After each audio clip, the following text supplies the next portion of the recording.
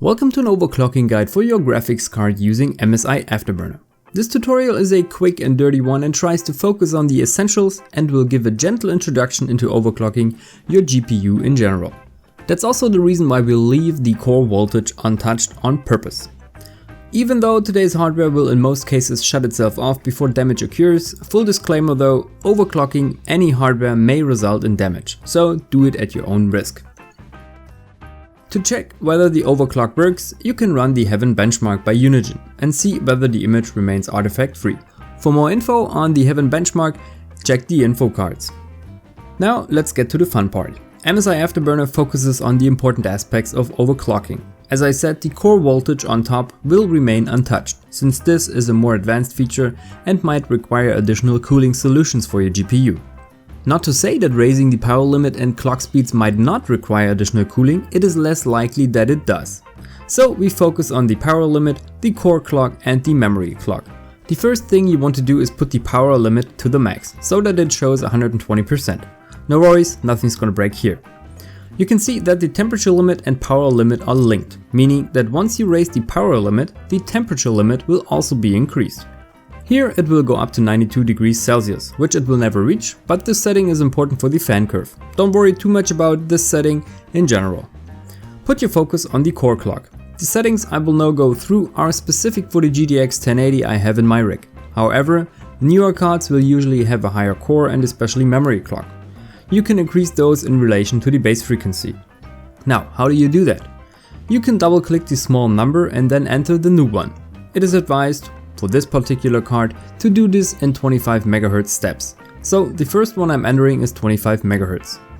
The memory clock, however, has a much higher base clock and thus can be increased by plus 50 MHz in each iteration. You can also adjust the fan speed manually, leaving it on auto is fine though. You can of course also define your own fan curve, however for the type of settings we're changing in this guide this is not really necessary. If no artifacts show now for this small increase, you can increase the core clock by another 25 MHz and the memory clock by another 50 MHz or what fits your graphics cards better. If you do get artifacts, you have overdone it.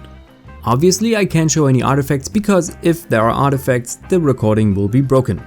So in case you do get artifacts, go back to the last stable settings and then remain another step below that.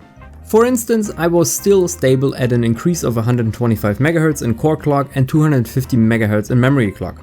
I reverted to plus 100 MHz on the core and 200 MHz on the memory clock respectively, to be on the safe side.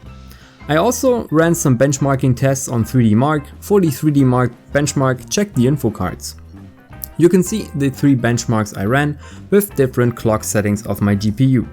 The one on the right was non-overclocked. The graphics score on the second line is of particular interest here. 7409 points is what I got. Once I bumped up the core clock to 2 GHz, I got 7835 points. That is an increase of 426 points or roughly 5.75%. The next step I took was another 25 MHz, however with the voltage not increased, the heavy load required the card to lower the clock a bit to remain stable. On the Heaven test scene you've seen throughout the video in the background, I recorded an increase of 6.66%.